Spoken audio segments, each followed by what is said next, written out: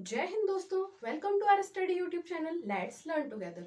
मैं हूं निकिता और मैं आपको मध्य प्रदेश का भूगोल पढ़ा रही हूं, जिसमें मैं आपको आज मध्य प्रदेश के भौगोलिक विभाजन के बारे में पढ़ाने जा रही हूं। मैंने पहले आपको मध्य प्रदेश के भौगोलिक विभाजन में उनका पर्टिकुलर विभाजन बताया है। आज मैं पर्टिकुलर क्षेत्र के बारे में बताने जाऊंगी। जैसे मध्य उच्च प्रदेश के अंतर्गत आते हैं मध्य भारत का पठार, मालवा का पठार, नर्मदा सोन घाटी, रीवा पन्ना का पठार और बुंदेलखंड का पठार। ठीक है, आज हम पहला जो क्षेत्र है उसे पढ़ेंगे, मध्य भारत का पठार। ठीक है, आज हम जानेंगे मध्य भारत के पठार को। ठीक है, अब हम देखते हैं जो मध्य भारत का पठार है वो मध्य प्रदेश में कहाँ स्थित है। तो मध्य भारत के पठार की स्थिति कुछ इस प्रकार से है। मध्य भारत का पठार मध्य प्रदेश में 24 डिग्री से लेकर 26 डिग्री 48 मिनट उत्तरी अक्षांश, 24 डिग्री से लेकर 26 डिग्री 48 मिनट उत्तरी अक्षांश तथा 74 डिग्री 5 मिनट से 79 डिग्री 10 मिनट पूर्वी देशांतर में स्थित है। ठीक है, हमने आपको मध्य भारत के पठार की स्थिति बताई। अब हम देखते हैं इसका क्षेत्रफल क्या होगा। तो जो मध्य भारत का पठार है उसका क्षेत्रफल पूरे मध्य प्रदेश का 10.7% क्षेत्र है। मतलब जो मध्य भारत का पठार है पूरे मध्य प्रदेश का 10.7% भाग है।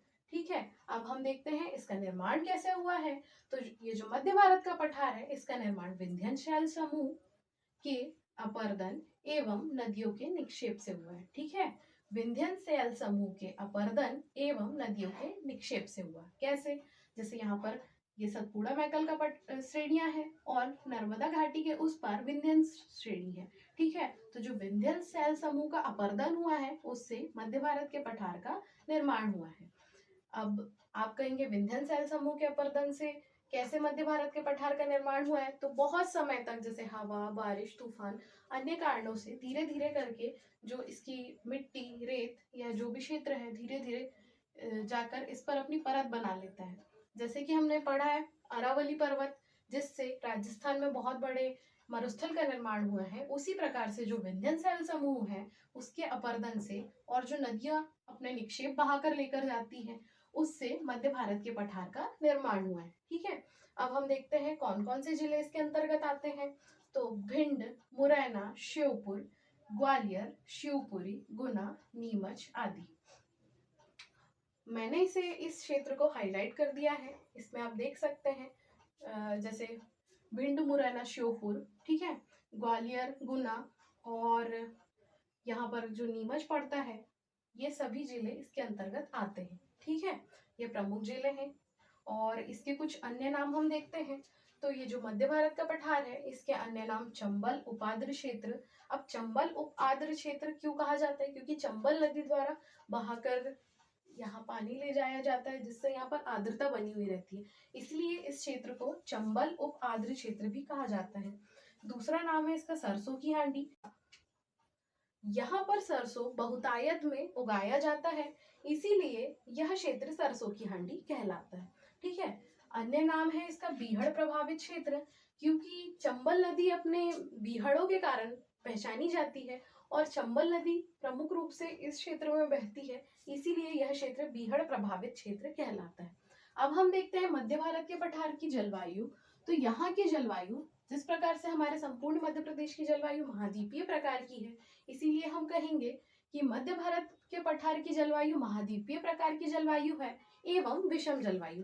अब विषम जलवायु क्यों कहा गया? तो विषम जलवायु इसलिए कहा गया क्योंकि इस पठार पर ग्रीष्म ऋतु में बहुत अधिक गर्मी पड़ती है एवं शीत ऋतु में बहुत अधिक ठंड पड़ती है। ठीक है, इसीलिए इस क्षेत्र की जलवायु को विषम जलवायु भी कहा जाता है, या इस क्षेत्र को विषम जलवायु का क्षेत्र भी कहा जाता है। अब हम इस क्षेत्र में ऋतुओं में जो तापमान में जो टेम्परेचर में जो परिवर्तन होता है, जो फ्लक्चुएशन होता है, उसको देखते हैं। जैसे ग्रीष्म ऋतु में 40 डिग्री टू 45 डिग्री पहुंच जाता है और शीत ऋतु में 15 टू 18 डिग्री हो जाता है। ठीक है, इसीलिए तो इसे हमने कहा था विषम जलवायु वाला क्षेत्र की ग्रीष्म ऋतु में बहुत ज्यादा टेम्परेचर बढ़ गया और शीत ऋतु में बहुत ज्यादा टेम्परेचर डाउन हो जाता है। ठीक है, अब हम देखते हैं यहाँ पर वर्षा। ये इंपॉर्टेंट चीज है, सबसे कम वर्षा का पठार भी इसे कहा जाता है क्योंकि सबसे कम वर्षा वाला क्षेत्र यही है। 50 से 75 सेंटीमीटर वर्षा यहाँ पर होती है। ठीक ठीक है। अब यहाँ की मिट्टी देखें हम, तो इस क्षेत्र में मैंने आपको बताया था चंबल उपाद्र क्षेत्र या फिर बीहड़ प्रभावित क्षेत्र क्यों बना, नदियों द्वारा बनाए गए बीहड़ों से, और जो नदियां यहाँ पर बहती है चंबल नदी, ठीक है। इसी प्रकार से यहाँ पर नदियों द्वारा बहाकर जो मिट्टी ले जाई जाती है उस प्रकार की मिट्टी पाई जाती है। अब नदियों द्वारा जो मिट्टियां लेकर बहाया कर ले जाया जाता है उन मिट्टियों को कहते हैं जलोढ़ मिट्टी।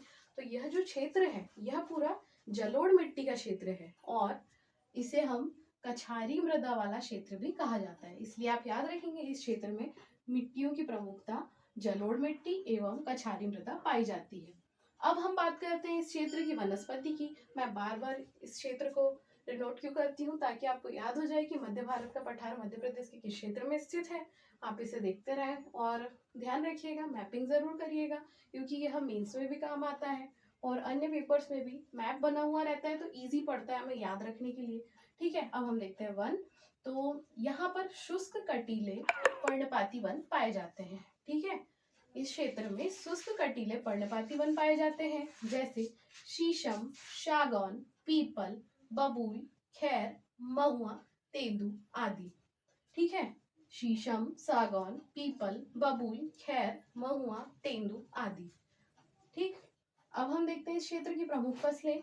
तो प्रमुख रूप से यहाँ पर गेहूं उगाया जाता है। ठीक है, यह क्षेत्र इसकी प्रमुख फसल गेहूं है, लेकिन गेहूं के अलावा यहाँ पर मोटे अनाज जैसे ज्वार, बाजरा, मक्का आदि भी उगाया जाता है। उसके अलावा धान, तिल, अलसी, गन्ना आदि की खेती की जाती है। अब हम देखते हैं यहाँ के प्रमुख खनिज कौन कौन से हैं। तो यहाँ के प्रमुख खनिज, बहुत ज्यादा मात्रा में खनिज तो नहीं पाया जाता, लेकिन जो पाया जाता है उसके बारे में बताती हूँ। चूना पत्थर, इमारती लकड़ी, चीनी मिट्टी आदि इस क्षेत्र में पाया जाता है। ठीक है, यहाँ की प्रमुख नदियां चंबल, सिंध, काली सिंध, पार्वती और कुंवारी नदी। ठीक है, और सबसे प्रमुख नदी इस क्षेत्र की कौन सी है? चंबल, जो यहाँ से मालवा के पठार से होते हुए जाती है और ये मध्य भारत के पठार की उत्तरी सीमा का निर्धारण करते हुए यमुना में जाकर मिल जाती है। ठीक है, तो प्रमुख नदियां कौन कौन सी हो गई? चंबल, सिंध, काली सिंध, पार्वती, कुंवारी आदि।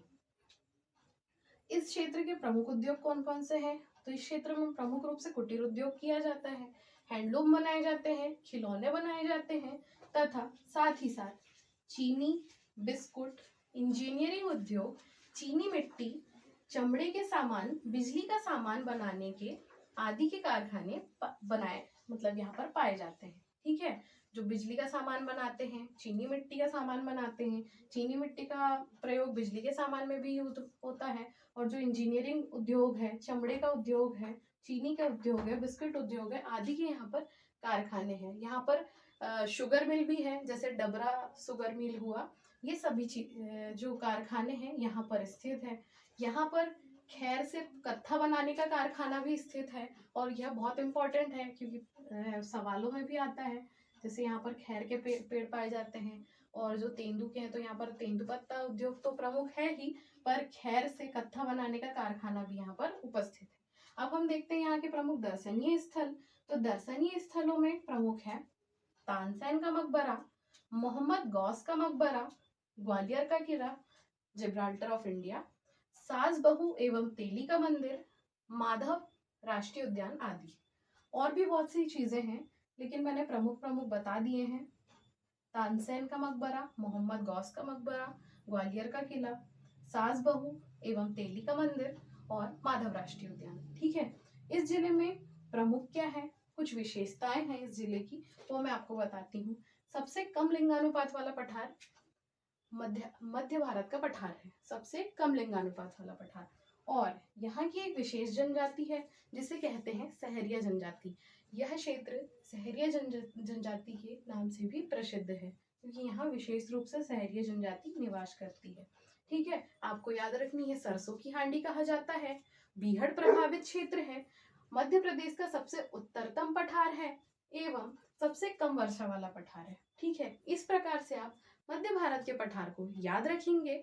होप ये वीडियो आपके लिए बहुत हेल्पफुल होगा। इसी प्रकार से मध्य प्रदेश के भूगोल को पढ़ने के लिए आप हमारे चैनल पर बने रहिए। Let's learn together. Thank you for watching.